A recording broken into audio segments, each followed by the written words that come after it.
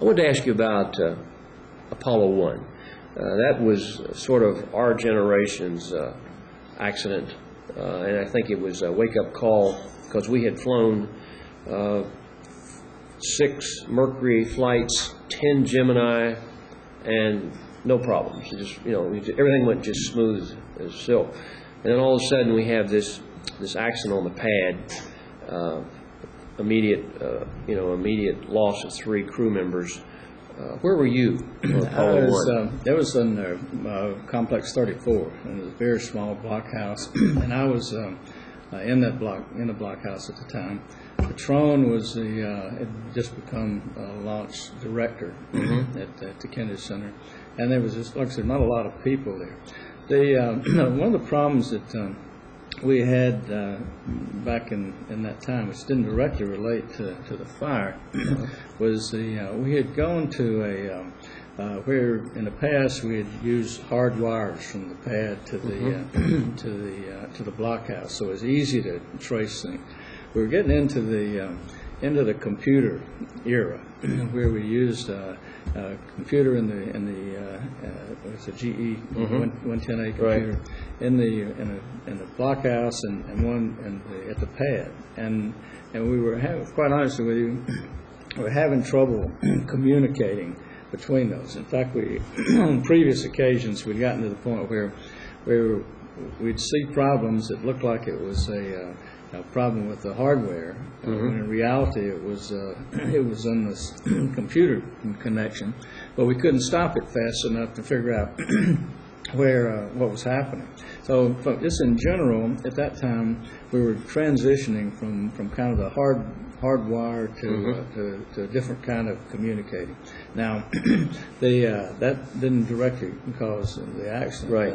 However, at that time we were in fact having a lot of problems with communication. And it was not a test of the launch vehicle this time. It was in fact just a test of the capsule. And what you can read, what the diagnosis of the accident was, but what it was probably an accident that was sooner or later bound to happen because of the 100% oxygen. 100% oxygen, and in hindsight, I'm sure a lot of people are thinking about why did we ever do that? We've been doing it for years. Yeah, the 2 problems. One was the 100% oxygen, which in itself was bad, but also the way you build a capsule, you pressurize to help you keep the pressure in. Sure. And once you have an ignition and fire, obviously the pressure goes up, which it also helps fuel the fire, but it puts undue pressure and you can't get out. Right. It was something that the agency never really anticipated. I won't say that people were shocked, but I would say that under the circumstances, Dick Slayton was, he was grounded at that time, and he was kind of the senior astronaut. He was in the blockhouse with us, and he did, I think, a really good job. He kind of took control of the press for sure, and controlled who got access initially. Sure. We embargoed all of the data. There was even though there was some connection between the S4B stage and that, so you had an interface there, and we had some instrumentation in the S4 that showed some dynamics. But anyway, that was all embargoed, and the positive part of that investigation, unlike the Challenger, is that it was early in the program.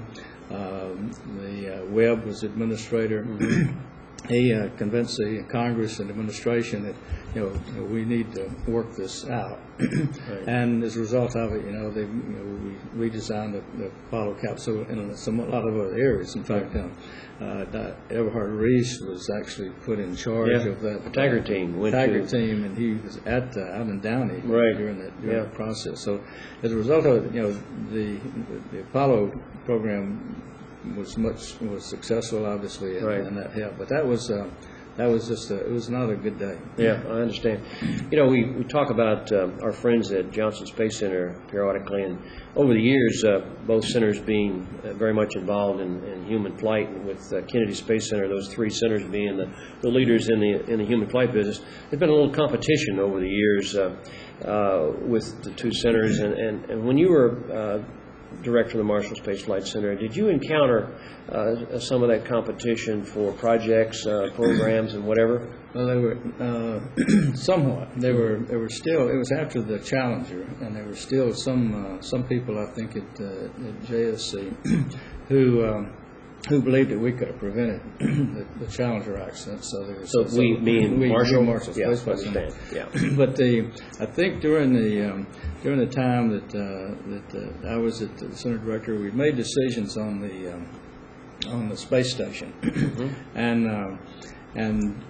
the decision at that time was, I think we did the space station management all wrong. We should have never established the resting resting operation. Right. We what a lot of people don't know, and I've still got this history. When Bill Lucas was the center director, we had met with Chris Kraft and a group down at Houston on 2 occasions, and based on the experience with the Skylab, we decided how the 2 centers were going to do the space station, and we had a gentleman's agreement. And I think, and ultimately, it turns out that's the way it happened. Right. Unfortunately, the administrator, them Bleggs, had a little help from Washington. Had a little help from Washington. He decided that in order to be able to get this space station, it was going to be a big operation through the Congress.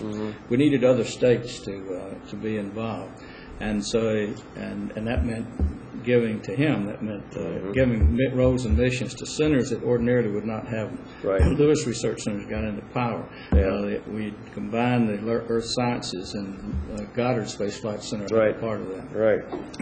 And then Marshall and JSC got some different role, right. if you will, Yeah. than what we'd had in the past. In order to be able to manage that, it was established to set up a different group up in a different organization up in Reston, which was a mistake at the time. It later proved out to be a mistake. Now it ultimately moved to Houston. We didn't have any problem with Houston taking the lead at that time. Right. It's just that we wanted to make sure who did what parts of the development. And so I think it cost a lot of money. It was I think, in my opinion, the numbers we gave to headquarters for the $8 billion, that's the headquarters number. They didn't compute from the outset. So the biggest mistake, I think one of the biggest mistakes we made was doing the space station the way we did. It cost us a lot more money, a lot more time, I think.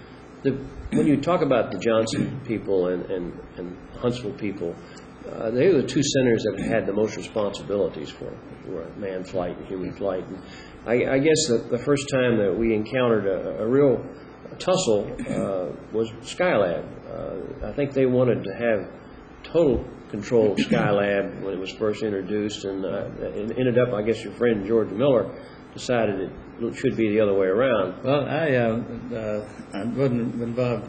I was Luke Roos's assistant at that time, so I wasn't involved. They didn't ask me my opinion. But as I remember, the assignment of Skylab was in fact made by Miller to Marshall Space Flight Center. But it wasn't because they were so much better than JSC. And in fact, we didn't have the experience in the manned program that JSC had. Right. The way I understand it is that the Apollo program was continuing. Marshall Space Flight Center had already delivered all of our hardware. We really didn't. We had a lot of people, a lot of capability. Really didn't have didn't have work to do. Sure.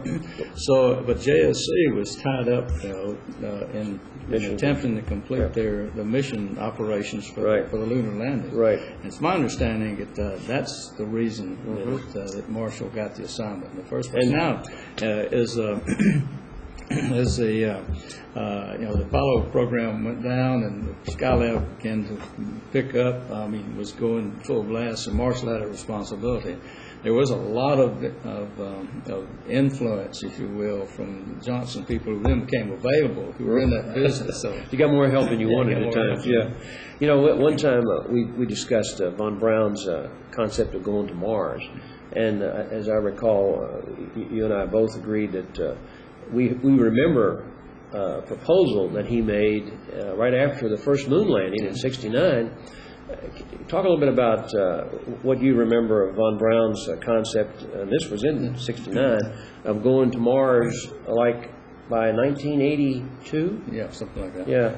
Well, we had based on where we were technologically at that time, what we knew about the Apollo, that was probably the most brilliant concept available. But the problem he recognized is it was going to take a lot of money. And I think it got put on the back burner because Nixon was president. Right. I'm confident that whether it ever got in history or not, that his interest was in status quo in NASA. Yeah. He did not want to see another national objective with the country would have to fund if we went into the manned Mars program. And I believe that his selection of not his selection, but his instructions were Fletcher. Jim Fletcher became administrator at the time. I really believe that his instructions was just that you need the status quo from NASA. We'll do the reusable launch vehicles turn out to be the shuttle, and we'll get the international cooperative. But that's the two of the four things that task group came up with. I think Agnew chaired that, and so that was his purpose. So a manned Mars program after the Apollo was not in the cards. Yeah. What do you remember some of the experiences you had with von Braun? I know you were involved in many management meetings and so forth. What kind of a guy was he when you had a technical problem to discuss and eventually come up with a solution? That reminds me. That's a good question. First off, I got when I was Reese's assistant, I got the benefit of sitting in on the staff luncheon, which were always interesting. Yeah, I can't. That's when all the lab directors were present. I can't say it's been documented by a lot of people who are a lot closer to von Braun than me about what a tremendous person he was, and what a tremendous brain. But I remember one time about that technical capability. He never ceased to amaze me. We had it was one of the Saturn 1B flights, and one of the test objectives was to measure, try to figure out what's happening to the hydrogen in the upper stage. We had a lot of sensor. It's a raft of sensors in there. The whole objective is to try to figure out what happens to the ullage and what's really happening to the hydrogen. And it was actually a project. Right. We had gone through we went back in those days. We went through in our flight readiness reviews. We didn't. I don't think we call them flight readiness reviews, but we reviewed what the objectives were and what happens if certain instrumentation goes out. Reese chaired this. And the whole group at Marshall Space Flight Center, all the technical people, we went down and said, okay, if this goes out and this goes out, we're going to scrub. That was the commitment criteria is what we call it then. We're going to scrub this thing. We were in the blockhouse, ready to launch, and one of these sensors went out. And so instead of saying von Braun accepting the fact that, okay, you guys have went through all this, gone through all this, and that criteria says we ought to scrub. And he's the center director, who I didn't even know had been involved and even understood. I mean, he understood for sure, but had not been involved in any of the details of this thing. He started a process of evaluation of what the objective was, what you had. We spent probably about 30 or 40 minutes. Had one guy, I won't mention his name, but he was down on the Gordon Pratt was his name. He was down range because at that time we were getting data down there. He got him on the phone, and he was a project manager, and he went through the logic of why we could still meet the objective of that mission without that sensor. And this is one guy who he took 30 minutes that we took probably a half a day determining, and we launched. Is that right? So he gave the go. Yeah. From the block. Well, he convinced. He didn't say right. this is the way we're going to do it. He went Right. through took the time to go through the logic, and the team agreed that he was right. That What's it like in a blockhouse when you've got a vehicle on the pad and especially when it's a manned mission? What's it like to be in that blockhouse? Well, the blockhouses are not like they were back in the old days. Yeah. They were really blockhouses where it depends on how successful you are when you launch. Back in the early days, we were if we had a problem, we had to stay in the block. We got locked up in the blockhouse, Right. and you may be there for 15 or 16 or 20 hours sometimes. So that's not very pleasant, and that was what was happening on during the Saturn I program with all the problems we were having. We spent a lot of time in the blockhouse confined. The blockhouse today is a launch facility. It's not like a blockhouse, but it's no windows. You're not required to stay in your seat all the time, but there's not much wiggle room, and in fact, in some cases they had cots for people who were console operators. When we knew we were going to have a long hold, 4, 5, 6 hours hold, we'd let those guys go to sleep. Yeah. Look, when you look back over your career of nearly 4 decades of management involvement in space flight, what would be the number one event that you're most proud of when you look across the entire spectrum of your career? Well, the one that had the most fun on was the Pegasus, because I got to be the resident manager and approve all the designs, and then I followed the hardware to the Cape, and that was kind of, but that's kind of short-lived. Yeah. The one I would have to say was most fun for me was a space lab. Because it was working with 10 international cooperative countries. We were breaking new ground. Right. And I worked with some very good people. Yeah. And we were quite successful at that. In fact, we did a little better than we anticipated. Sure. On our agreement to buy, we actually got more hardware for our money than we originally anticipated. And we had an opportunity then, we bartered. So I would say from a successful program, it would be the space lab. As far as I guess I had the most fun was being the center director, and it's easy, when you've got 3,500 civil servants, and two-thirds of them are scientists or engineers. You don't have to worry about having a technical position. You're going to get that. So the ability to be able to, and sometimes you got scientists and engineers. So it's kind of like herding cats. So they're good, and they have to be good because they're independent thinkers. Right. And so, but you try to pull all those together, keeping the organization intact after the Challenger, and then being successful in our other programs. So I would say from an institutional standpoint, that was my greatest accomplishment. Yeah, great. And you had a visit up at headquarters for a while. So what was the difference between working at headquarters, NASA headquarters, and at the field center level? Well, it was I was on a mission. At that time, it was in 1994, and we didn't have a plan. The agency did not have a plan for where we were going in the space transportation business, especially in the manned business. So I was assigned to a committee called the Moorman Committee. It was Tom Moorman. He was an Air Force general, and the purpose of that committee was to assess all the commercial, all the DoD, all the Air Force, all the NASA, all the requirements, and kind of focus on where we needed to put our emphasis from a space transportation standpoint. And we got a lot of input. We spent we talked to probably 20 or 30 industries, every agency, and as a result of that, we pretty well focused on three areas. One is there probably should be a reusable system. They're clearly from the DoD standpoint, but that was NASA. Clearly from the DoD standpoint, they needed EELV, right, and some smaller, and then the commercial stuff was pretty obvious because it was working.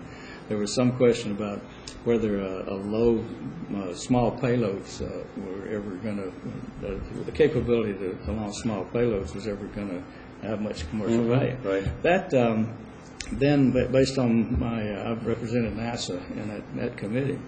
Then Dan Golden was the administrator at that time. That time they about the same time, early '94, the White House started an effort to develop a space transportation policy. The one we had was way out of date, and so the White House put together a team of I think a CIA, DoD, Air Force, Army, Commerce, transportation. Every agency was represented, had anything to do with space transportation. And I represented NASA on this. So we spent about 6 months working that, and we developed a space transportation policy, which until just recently, it was signed by Nixon in August of, Clinton in August of 1994, and it stayed into effect until recently. And there's one that's a little broader in interpretation. What we did was, that particular policy is, at the time, the DoD wanted to take over all launch vehicle development capability. What we came out with was that NASA would do the reusable systems, and the Air Force and DoD would do the EELV. It's pretty clear and concise. Basically what's going on today. And then the Commerce and Transportation had their part in there about from a commercialization standpoint and regulations and so forth. Right. But the key was between us and the Air Force at that time. How was it to get things done at headquarters versus operating at Marshall?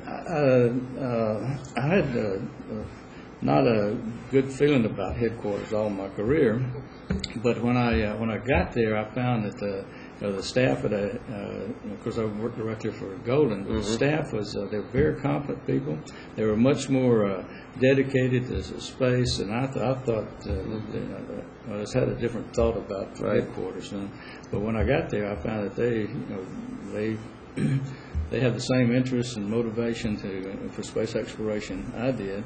And in fact, if I had known what I learned during just before I retired, then I would have probably not resisted spending more time at headquarters. I think there's something to be gained by the field centers to have some experience of what goes on. Right. I think that's a good point. In the early days, for some reason, we hesitated to send people.